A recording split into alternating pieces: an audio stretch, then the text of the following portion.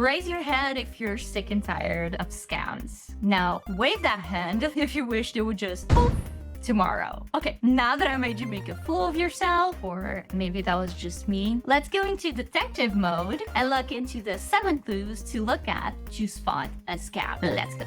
The first one I would say is quite obvious if you've been on my channel before. So if you have, let's say it together for the newbies here. In 3, 2, 1, Telegram. That's right. If someone DMs you on Twitter, I get a lot of those, say message this person on Telegram, they have a job, it's a scam.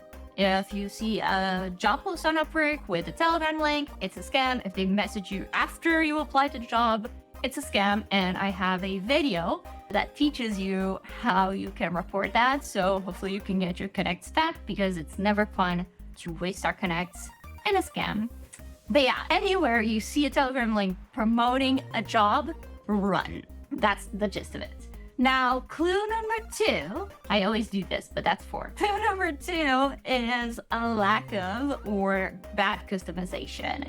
And this is funny because it also signals a bad pitch. So if you're guilty of this, if you're sending out proposals on Upwork or email pitches, anything like that, and you're not customizing it to the person you're pitching it to, you're not mentioning something specific, this is a red flag, but it's also a red flag for scams. I see this more with email scams. You know, when you get an email from PayPal, Amazon, I get those literally daily and they're a pain in the ass. But if you get an email like that, sometimes they address you by your username or your email address. So like, hi, @gmail.com. That's a scam.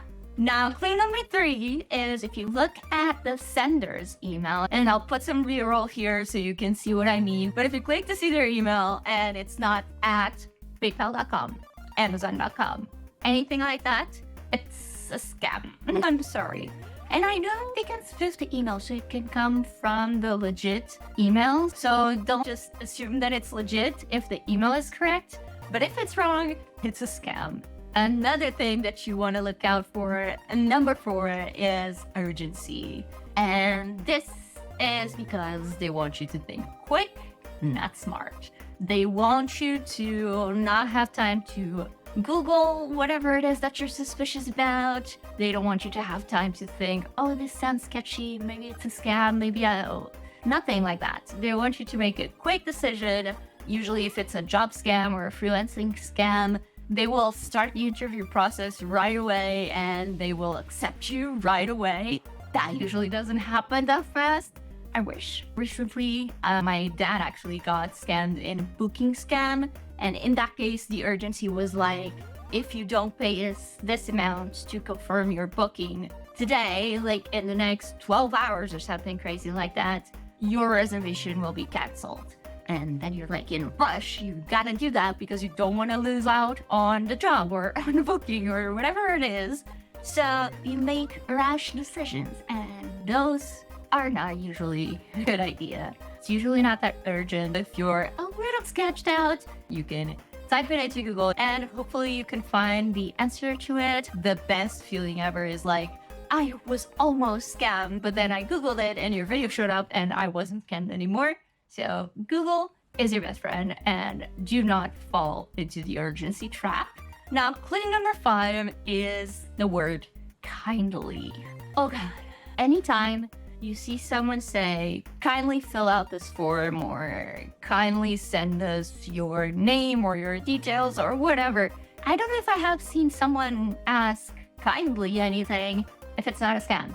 Maybe some people do that, but again, as soon as you see the word kindly, check for other red flags. I'm sure there's others. I mean, it's very likely a scam. People are not usually that kind, okay? Just kidding, but for real. Now, number 6, clue number 6 is sending you a check in the mail. Now, I don't know about other countries, but do people still send checks if they're not a scam? I mean, I never got a check. I never used a check. The only time that I saw it referenced was in regards to scam. So if they are going to send you a scam, if they say they were going to send you a check, especially if that check is an exorbitant amount, that then you have to usually deduct your fee and then, send the rest for materials or for paying other people in the team or whatever it is. That shouldn't be your responsibility. If they want you to use a specific program or a specific tool, they will send that to you, either the access code or they will ship whatever it is to you. You don't have to receive money and then use half of that money. That doesn't make sense. And it's one of those other things that's usually they send you this check and they're on you at all times. Did you get it? Did you deposit it? Did you spend the money? And it's, again, playing into that urgency that they don't leave you any time to actually sit down and think about it and think, what am I doing? This is not normal. And lastly, number 7 is asking you for a fee. I know we have fees everywhere for everything, but usually they are covered by either the platform like Upwork or by the payment provider, the client or the buyer or whoever it is you're dealing with shouldn't be asking you to pay any fees directly to them, whether this is a fee for an ID card. That's a very common one. That's almost always $50. Or sending a fee in order to get paid so you can link accounts or whatever crap they tell you. Or sometimes there's these lottery scams that they say you won $1 million, but now you have to send us $500 for the taxes or something. And you would think that if they have to charge you taxes, they could take it off of the million, but for some reason they can't.